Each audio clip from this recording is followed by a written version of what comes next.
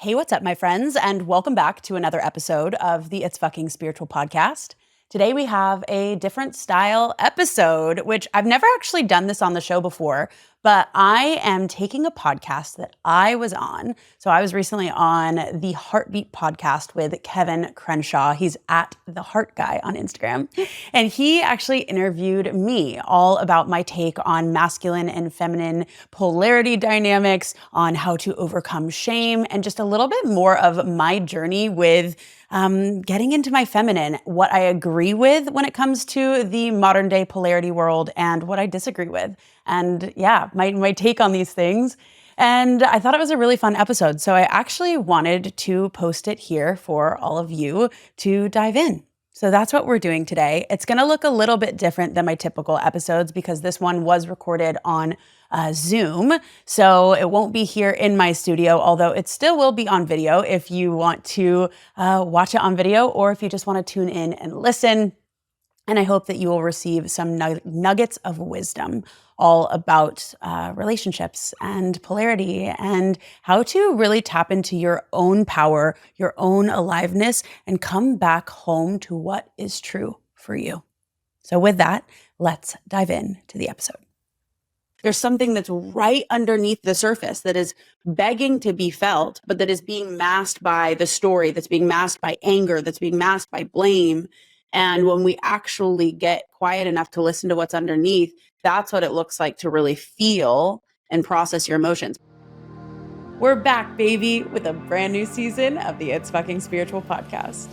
Join us each week as we have unfiltered conversations about how to transform your life. Our mission is to usher in a new era of spirituality where you don't have to be all love and light to live a life of alignment. Here, we honor all of it, the profound and the profane, the magic and the messy, and all things that make you human. So let's discuss the truth behind transformation and be unapologetic in our evolution. From manifestation to money, embodiment to energy, and all taboo topics, nothing is going to be off limits. Are you ready to live a life that feels just as good as it looks? Let's get fucking spiritual. Yeah, so there's so much I feel like I've uncovered on my journey in self-development and mindset and spirituality and being really enveloped in these industries over the past however many years. What I've started to realize is that there's a lot of rigidity and a lot of schools of thought of like, this is the way to do it. And this is how it has to be, especially in like the masculine and feminine dynamics and the polarity spaces. And so something that I've been really working on has just been to feel into what feels actually true for me in my body and come back home to that and what feels right. And, not feeling like I have to just fit in one box because that's what my teachers have said or my mentors have said, or that's what I've read on Instagram and people that I look up to or have said, right? I just think that there's a lot of rigidity around how things are supposed to be or how we're supposed to act, or we're supposed to be so feminine, or the masculine's supposed to be the leader and the provider. And I don't know, there's a part of me that's just ready to break out of all of those boxes at the moment. It creates more problems than it solves in some ways, because you're like, oh, wait, but I'm supposed to be like this all fucking time. So then I can't allow myself to be this way because I'm supposed to be this divine feminine or whatever it is. And it's like you lose touch with reality sometimes because you're trying to fit into a box of Instagram coaching culture, whatever the fuck started that. I don't know. I know. Yeah, well, it's like we want to change our life so much, so that's why we get into this work, right? It's like we want to have impact. We want to impact our own lives. We want to be our best selves. We want to self-actualize, whatever the language is, right? And it's like we trade one box for another. And that's what I think I've started to realize is, I definitely changed my life in so many ways through doing this work. But then I went from thinking that I had to be one way, right? That like quintessential idea that we have when we grow up, which is climb the ladder, do the things, check the boxes, get married, go get a good job, you go to college, right? You do the steps and then you will be happy. And what I've realized through doing so much of this work is it's this, right? I broke out of a lot of the, I guess, what you would call the matrix ideals of like, I started my own business and I walked down this path of self-development and I started to do things that were unconventional. And then I started again looking at, okay, what's the thing that's going to make me feel fulfilled and happy? And I'm going to get into polarity. And then I want to be into my feminine. Okay. Then I'm going to get into spirituality. And then I feel like I have to be this like buttoned up spiritual, like evolved version of myself. And I'm just starting to come home to the fact that like, listen, I'm human. And sometimes I'm going to be this way and sometimes I'm going to be that way. And I just realized I traded one box for another. And I think a lot of people do that. And we don't talk about it in this industry enough. Because there's so much of like, we have to be this way and this is what's going to make you happy and fulfilled. And I just think breaking out of that whole paradigm is really beautiful and something that I'm leaning into right now. I fucking love it. I have this belief that it's like, I don't know, people are looking for certainty so much so when somebody says something with certainty on Instagram, it's like you just grasp it. And like I've even played with this where I'll say something and then I'll say one day and I'll look at the engagement. I'll say the exact same thing, but I'll put maybe in there and it's like not nearly as much. Or I say sometimes and it's not nearly as much, but that's the reality of it. Instead of this definite, this is how it is. And it's just interesting. And I think tying in, because I know you do so much work on the nervous system, when somebody's dysregulated, they're looking for safety, and certainty will create that. And so, at least cognitively, we think so. So it's like, oh, that's it. Okay, cool. I can relax into this box. But like you said, you're just box jumping and you're not, you're still in a fucking box. Yeah, that's exactly right. Well, when people don't have safety within themselves, they look for certainty outside of themselves, right? It's a natural human thing that we do because we want to feel safe and secure. But naturally, being a human being is being in the nature of uncertainty. That is, no matter what, you cannot take that away. You do not know what is going to happen to you tomorrow, next week. You could walk out your door and something happen, right? Like being here, we're literally on a floating rock that's hurling through space and no one has any actual idea what is going on. So by definition, being a human is being uncertain. And so what do we do with that? Instead of looking outside of ourselves, which we are conditioned to do from a very young age, right? Look outside of ourselves for certainty, for the answers. And we are going to calibrate to the frequency of someone else being certain unless we are able to feel certainty within ourselves, not because we can predict the future, but because we can find safety here in the present moment now. And that's really the work that I do. What's your relationship like with uncertainty personally? Ever evolving, very human. Depends on the day, right? I think in order to have a relationship, I mean, it's real. Like in order to have a relationship with uncertainty, we have to have a relationship with surrender and with trust. And I think my relationship with uncertainty has evolved in the sense that for many years of my life when I was quote unquote unconscious, which I don't like to say that, but before I got into this work, right, I was very much gripping for certainty, gripping for predictability. And the way that I did that was through very unpredictable means, which was drug and alcohol abuse, which was getting into not so good relationships, right? It didn't actually create certainty for me, but I was just gripping. I couldn't be with what is. I couldn't be with the uncertainty of what was. And I also couldn't be with my feelings in the present moment. And so when we're trying to grip so much, it's because we're trying to not allow ourselves to feel. And we're not letting ourselves feel what is there, right? So it's not the uncertainty that we're afraid of, it's the feeling that the uncertainty brings, right? So the fear or of the unknown or like I think a lot of it is fear. A lot of it is it could be shame about the past. Like there's just so much that can come up in the unfolding. And I think as I've started to learn how to feel my feelings, learn how to regulate my nervous system. It's like nothing has changed outside of myself, right? Being human is still uncertain, but when I get activated in moments of circumstances not going my way, or being in the unknown, whether that be business or relationships or, things that are happening outside of myself. It's like, okay, how can I pause and breathe into this feeling that's happening in my body and name it and be with it? And then relax into trust and surrender, and notice when I go into story, right? There's so many times when we feel uncertain, we're going into story. We're going into like trying to predict the future, or feeling some certain way about the past. We're not in the present. We're not in our body, and we're not in what we're feeling. And so for me, it's not about not having the activation around uncertainty, but when I feel that, can I create space not to react, but to respond, to be in my body more, and to feel the fear that's actually present underneath it, and just be with that like little inner girl that's in me that so badly wants the certainty. And can I soothe her, and can I be with her, and can I hear her? And then can I really give it to a higher power, to God, universe, source, whatever you want to call it, and trust that I'm taken care of. Well, and what I'm hearing you say is you're taking care of you. You're showing up for yourself, even when you get triggered in the uncertainty. And that's really how you're able to navigate it. And that's your relationship. That's beautiful. So thank you.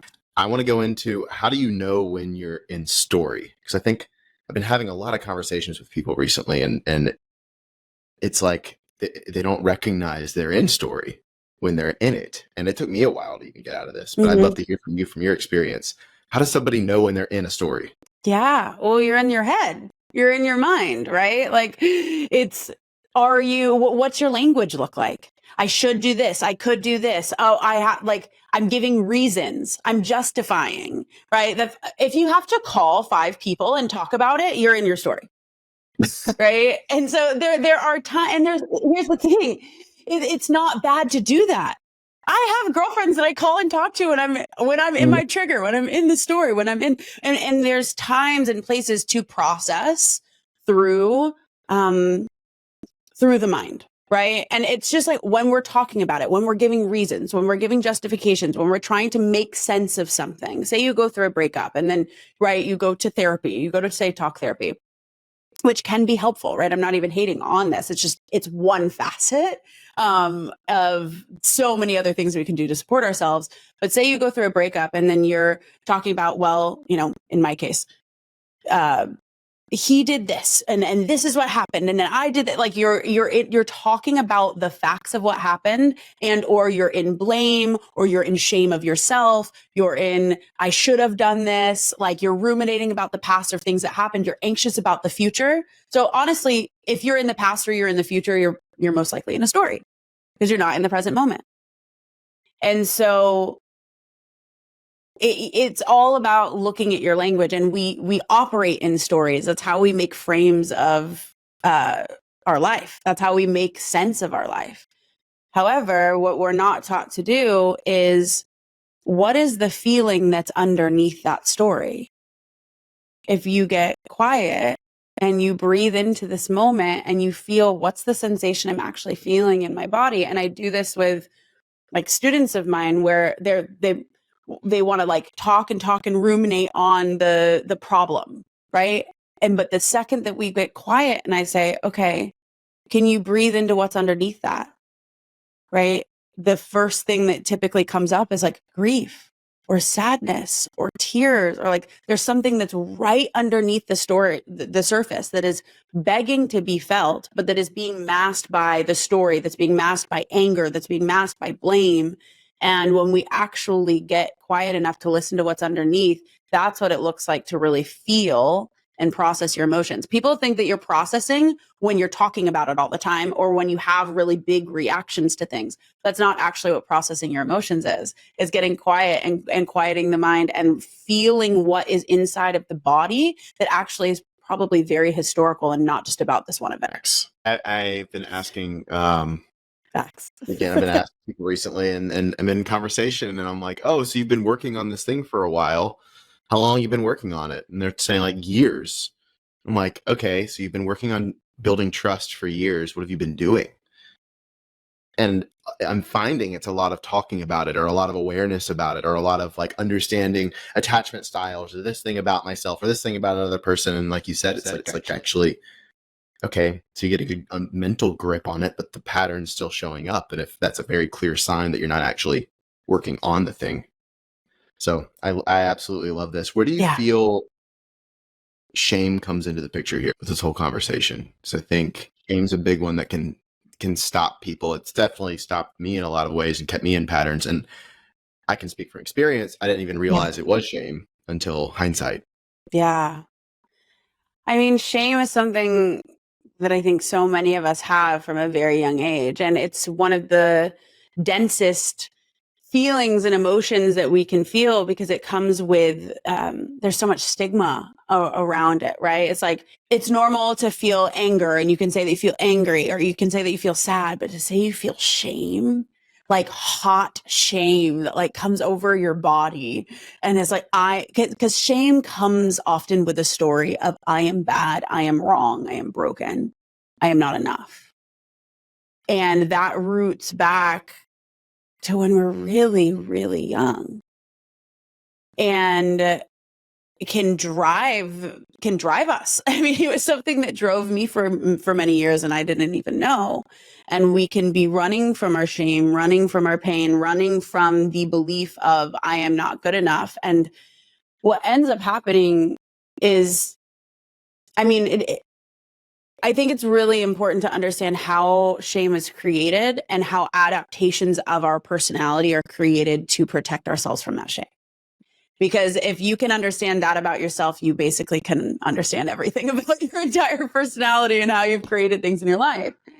Because when we're little, right, we're all born whole, perfect, complete, beautiful. Like, you look at a baby, that baby doesn't feel shame for screaming in the supermarket and embarrassing the parents, right? Doesn't feel shame for just like the baby just is. The baby just is expressed in whatever way feels right and true. And then we grow up, and all of a sudden we're 2, 3, 4. We start to learn how we're supposed to be, how we're supposed to act. And I think I think this is changing now, but you know, people think, okay, well, I didn't have any really big T traumatic things that happened to me in my childhood. And this was something that I always thought, right? I thought I had this really amazing childhood with 2 incredible parents who were very in love. I was very fortunate, beautifully provided for. My trauma didn't happen until I was 16 years old when my dad died. So I always thought, when we're trained and when we go through this work, it's like, oh, from ages 0 to 7, that is when your entire framework for your life is created. And I'm sitting there going, but I had an amazing childhood. I didn't have my big trauma until I was 16 years old. And I thought that was where my my kind of downward spiral of 8 years before I got into this work, I thought that was what was the reason for it. That might have been the catalyst. But what I had locked down for so many years is that shame doesn't just come from these big T traumas. It comes from all of these little T trauma moments. It can come from not just the things that happened to us, but the things that didn't happen. And it can come from not getting our emotional needs met. It can come from like even just, a parent not validating our highly sensitive personality, which was certainly the case for me. And we can make that mean I'm bad, I'm wrong, I'm broken. And that can be something that happens over time and is insidious and isn't like, I have this one event that I remember when I was 5 years old and this happened and this is what created my shame. I personally don't have that. It was all of the little micro moments where I got kind of told inadvertently, not told directly, but through energy, through how my father responded to me, was I'm not good. I'm not good enough as I am. I have to be something that I'm not in order to receive love. And what ends up happening when whether we do have a specific moment or we have, something that was more like what happened to me, where it was just like kind of chipped away over time and it created this. We create adaptations of our personality. So we create these like protective mechanisms, whether that's I become a perfectionist or I become somebody that always procrastinates and doesn't actually like go for the thing that I want. I become somebody that needs to control, right? It's these parts of ourselves that we think are just our personality, or we think that these are just our self-sabotaging patterns. Well, really, they're very intelligent mechanisms that are designed to keep our shame locked away. And yeah, working with those different parts of myself and then going back and feeling the shame that I never felt and grieving for that little girl. And I still am in that. I'm still in that process. And I don't know if that ever completes. I haven't found that to be true for me. But it's about tending to the parts of me that feel bad, wrong, broken, not good enough. And being with her and listening to her, and then reparenting that part of myself by showing up for her in my adult being. And that's what it's looked like for me. Briefly interrupting this episode to invite you into the Expanded Woman Retreat that's happening in Austin, Texas in just a couple of weeks. If you are somebody that you know you are on the edge of your next breakthrough, you're ready for your next level expansion, you don't want to just be self-aware and listening to all the podcasts, but you're actually ready to put all of this into action and you're ready to go deep within your body and being and become the next up-leveled version of you, I invite you to join us. Honestly, retreats have been the thing that have changed my life personally, and every single big thing that I have done, every single big breakthrough that I have had has come off of the hills of taking 3 to 4 days and going inward and going, with myself, being held in sisterhood and having a huge breakthrough. And it's come after retreats. So I'm really excited to be facilitating this for the women that are joining. And if you are somebody that has heard about the retreat and you really feel a soul knowing that you're meant to be there, you feel a full body yes, but maybe you held yourself back, whether that be for financial reasons or just something was blocking you, I do have an announcement. We officially have opened a partial scholarship opportunity for those that maybe just want a little more financial assistance. It is the absolute joy of my life to facilitate these spaces, and I really want to make it as accessible as possible as I can. And so we have opened a partial scholarship application for just a few ladies who would like to join us. So if that is you, go to the show notes and apply for that. We're just going to have a couple of days left since it is at the end of August. So definitely jump on that ASAP if you want to get a partial scholarship to join us. And you can also DM me on Instagram the word apply, and I will send you the scholarship application. And with that, I hope you join us and we'll get back to the episode. I love that. And I think, I don't know. Personally, I think just a lot of people, I've talking from, again, personal experience here too, but also observation, just run from those feelings or run from our little inner child, like by distracting, overworking, alcohol, whatever it is. When it's like, I don't think people really understand. Like, I want to highlight all the words that you're saying and like go back and listen to it again. I don't, because it's like what you're talking about is really freaking important to breaking patterns, to showing up differently in life. And, I found that when if y'all were to apply what she's talking about here, like what shows up for you changes, what you're attracted to shifts. It's just the laws of quantum physics, and because you're operating at a different frequency, because you're more in yourself. Mm-hmm. I kind of want to shift gears because we've been talking a lot about the inner work, and it's kind of where we started, which I love. It's a lot of the circles that we are in, the work that we do. What's your take on dating and relationship stuff, the culture of it right now? What do you have to say to women? And what do you have to say to men? What's your perspective on things? I would just love to pick your brain on that. I love this.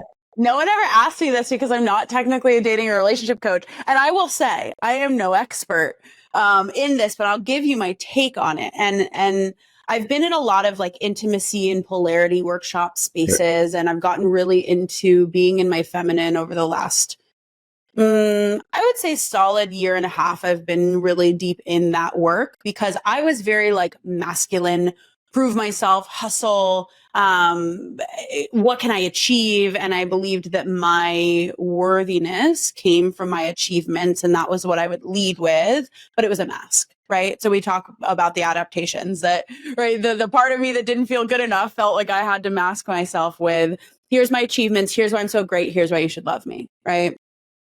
And got really into this feminine embodiment, being in the feeling, learning feminine communication. And it's been really powerful for me in my relationships with men, in general, not just romantic relationships, and understanding, how to communicate and how to lead from my desire, how to be connected into my desire. And I think all of that is amazing.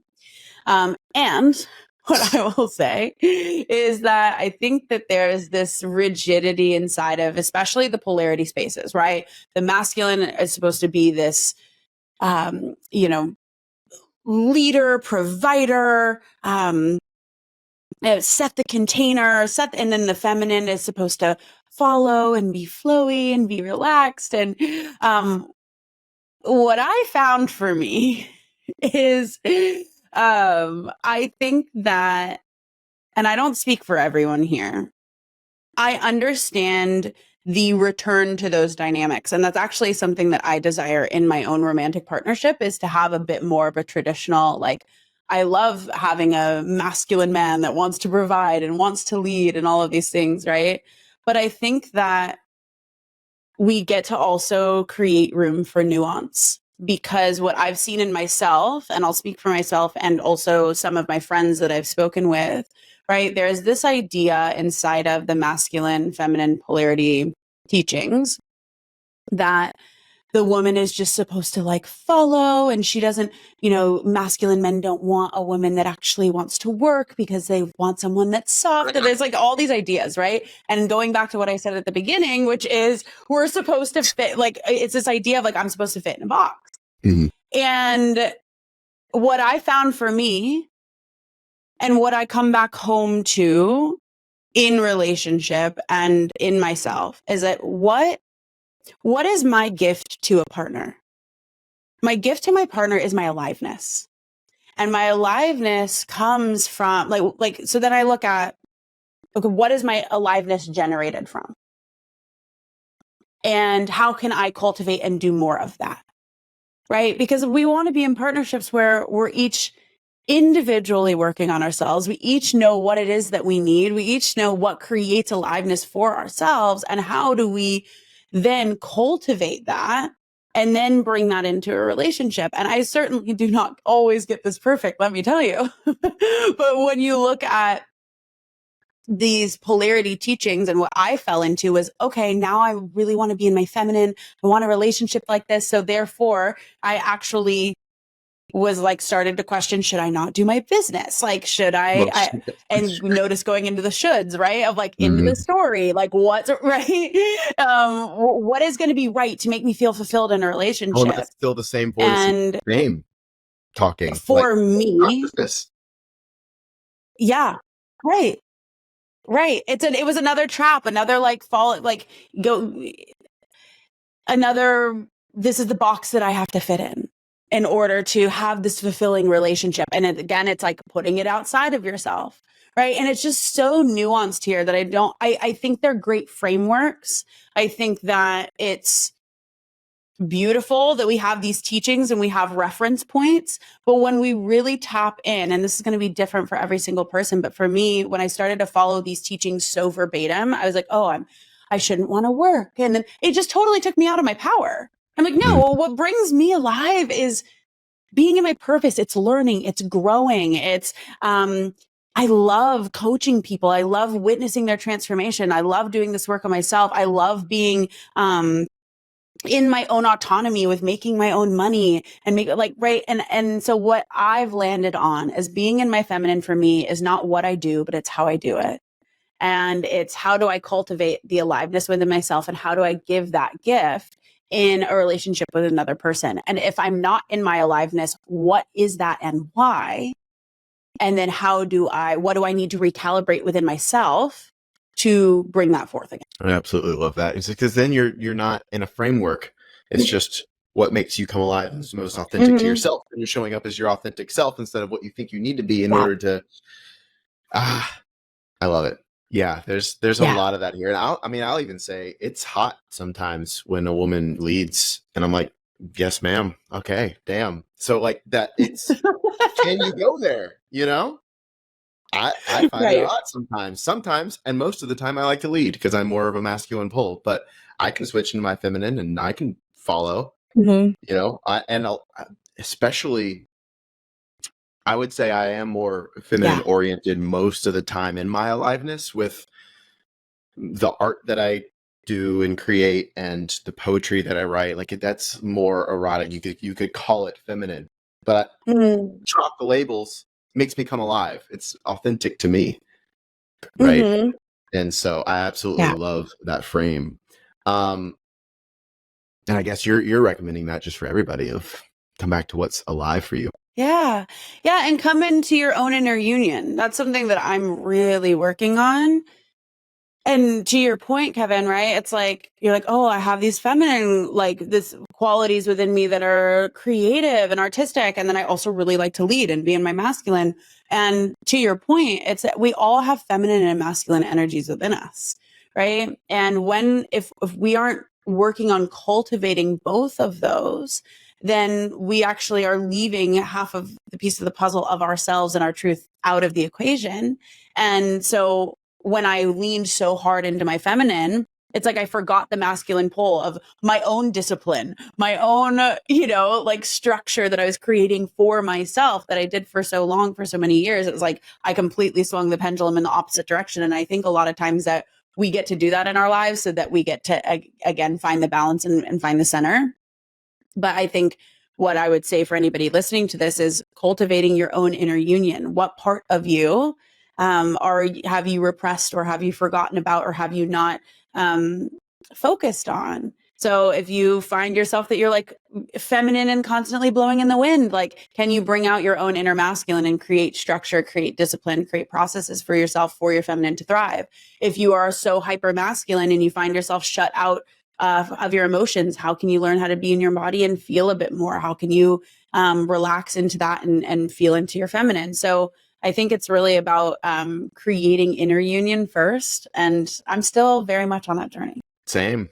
It's a lifelong Yeah. process for sure. There's no destination there. And I have a hypothesis, and I'd love to hear your opinion on it, that a partner can't do what you don't have within yourself. So they can expand Mm-hmm. things, but if I was so cut off from my feminine part and didn't have access to my emotions, I have to be the one to initiate it myself to go there, and then having a partner who might inspire that in me or whatever, then it can really amplify and I can dive in. And then that's where like partners can support each other. But I think for a lot of Yeah. people, they try to get their partner to crack into that thing instead of like, well, it has to be their own initiation and their own, like, I'm going to start doing this inwardly. And then you can lean in and support and do all the things that you're desiring.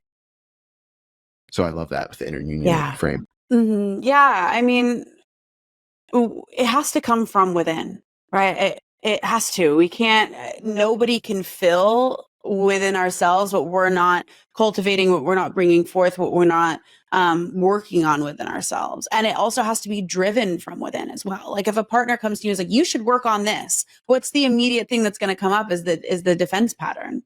Right. Because then we go back into the shame of I'm wrong, bad, broken, I'm not good enough. So therefore I'm going to defend. Right.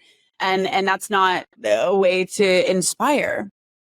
And instead it's like that's why I think it's so important that we are doing the work on ourselves, that we are like looking at, okay, what parts of me do I want to bring forward, or what is it that I need to work on? Where are my patterns? What's arising? And how do I feel what like if you look back at your last relationship, or if you look at your current relationship now, it's what am I trying to source from my partner that I'm not giving myself? And how do I begin to source that for myself here and now? A partner can absolutely mirror back to us. They can mirror to us. They can expand us. They can support us. They can inspire us, but it has to be driven from within. And we have to be filling ourselves from the inside out. And I think that's really what everybody actually wants at the end of the I day. would agree. Yeah, most definitely. Even if they don't know it, even if it's unconscious, but I think like that's the actual true fulfillment that we're looking for, right? It's like not getting fulfilled in another person, but how do I fill myself from the inside out? And there is the and I want to share that with somebody else component as well. tied in there. Absolutely. I think. Absolutely. But rather than sourcing it from them, right? It's like, how do we cultivate this and bring this as two individuals and come together and then amplify that? Mhm. And I think that's, I mean, we're relational beings. Of course we want that.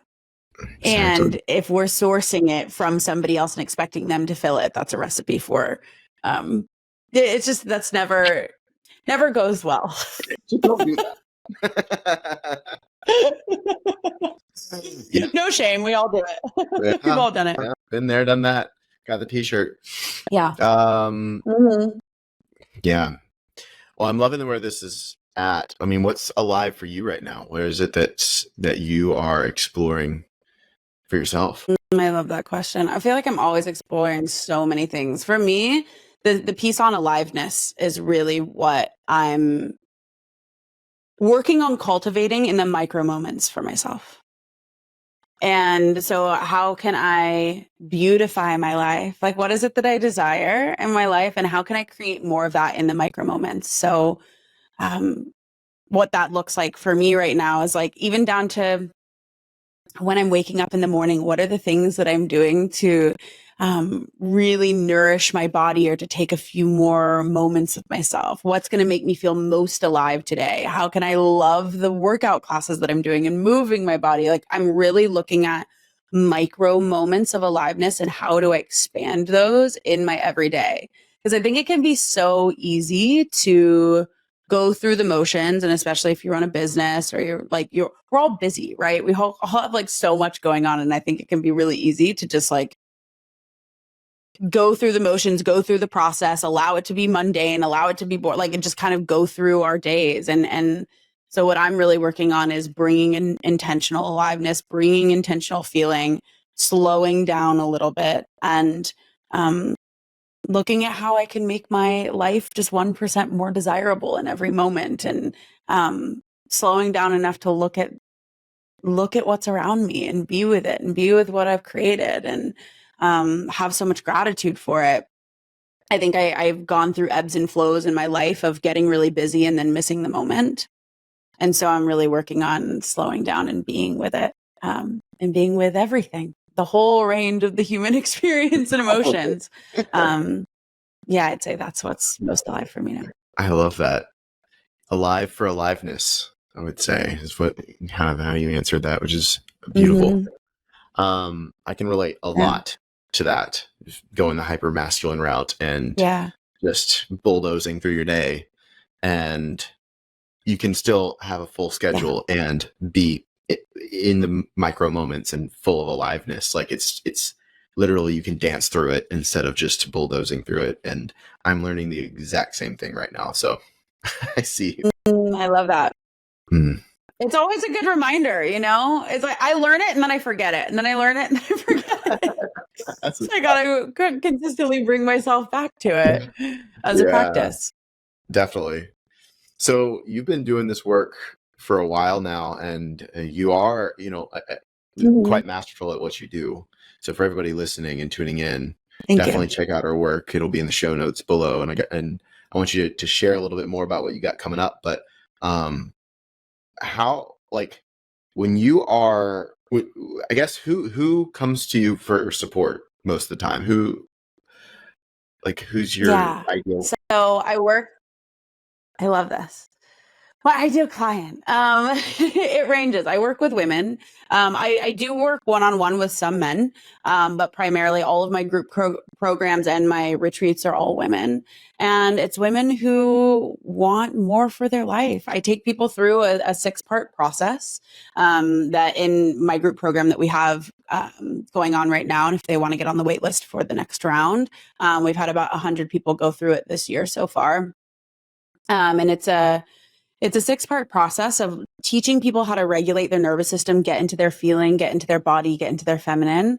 It's called, I can tell you the 6 steps. It's regulate, release. So learning how to actually release and feel and process your emotions, reparent, learning how to reparent yourself, and reparent the inner child parts of you.